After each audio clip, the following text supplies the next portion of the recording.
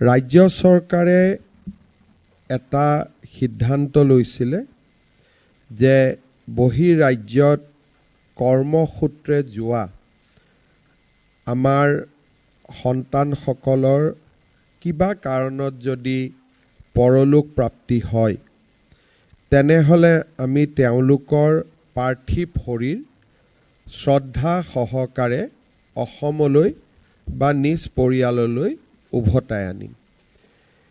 এই আঁচনি আমি ৰাইজক কথা দিছিলোঁ যে 1 অক্টোবৰ 2025 চনৰ পৰা আমি শুভাৰম্ভ কৰিম। 24 গৰাকী অসম সন্তানৰ পাৰ্থিৱ শৰীৰ আমি শ্ৰদ্ধা সহকাৰে অসমলৈ উভতাই আনিছোঁ। হয়, তেওঁলোকে নিৰ্দিষ্ট নম্বৰত আমাক যোগাযোগ কৰিব।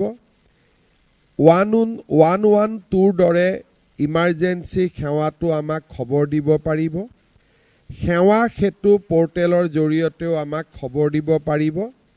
আৰু আমাৰ ৰাজ্য চৰকাৰৰ মুখ্য সচিব বা মুখ্যমন্ত্ৰীৰ কাৰ্যালয়তো তেওঁলোকে তেওঁলোকৰ যিটো ঘটনা ঘটি গৈছে তাৰ বিষয়ে আমাক জনাব পাৰিব। মৃত্যু দুই ধৰণৰ হয়, এটা স্বাভাৱিক মৃত্যু আৰু এটা অস্বাভাৱিক মৃত্যু। এই আঁচনিখনৰ এটা বিশেষ লক্ষ্য হৈছে যে যদি কোনোবা অসম সন্তানৰ বাহিৰত মৃত্যু হয় আৰু বিভিন্ন মেডিকো লিগেল কাৰণত কেতিয়াবা হত্যা হ'ব পাৰে, কেতিয়াবা দুৰ্ঘটনা হ'ব পাৰে, তেতিয়াহ'লে তেওঁলোকৰ পাৰ্থিৱ শৰীৰ উভতাই অনাৰ বাবে যিখিনি লিগেল ছাপোৰ্ট দিব লাগে, আইনগত ছাপোৰ্ট দিব লাগে, সেইখিনিও আমাৰ অসম আৰক্ষীৰ বিশেষ শাখাই প্ৰদান কৰিব।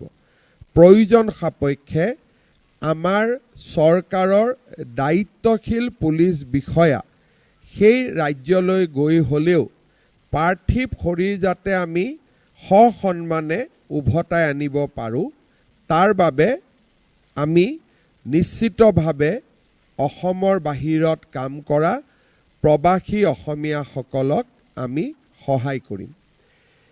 আজি ৰাজ্য চৰকাৰে গ্ৰহণ কৰা বহুকেইটা আঁচনিৰ ভিতৰত এই আঁচনিটো এটা অত্যন্ত গুৰুত্বপূৰ্ণ আঁচনি।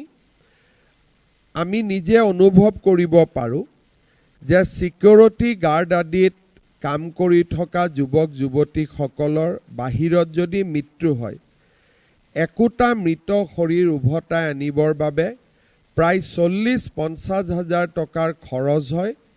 তাৰ ফলত বহু ক্ষেত্ৰত দেউতাক মাকে ল'ৰা ছোৱালীৰ শেষ বাৰৰ বাবে চোৱাৰ পৰাও তেওঁলোক বঞ্চিত হয়।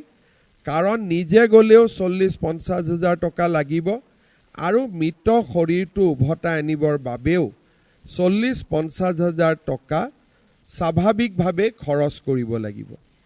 ফলত বহুত দেউতাক মাক আছে যোনে নেকি শেষ সময়ত বা শেষ বাৰলৈ নিজৰ সন্তানক এবাৰৰ বাবে চোৱাৰ পৰাও তেওঁলোক বঞ্চিত হয়।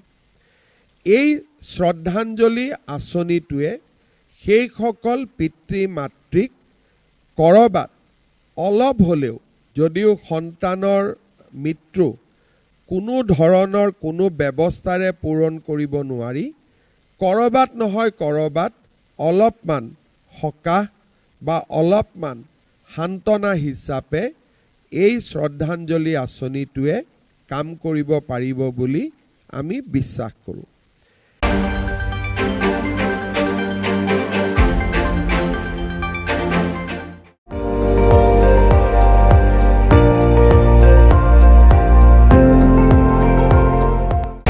আপুনি চাই আছে ND24, সৰ্বশ্ৰেষ্ঠ নহয় সৰ্বোত্তমৰ দৌৰ।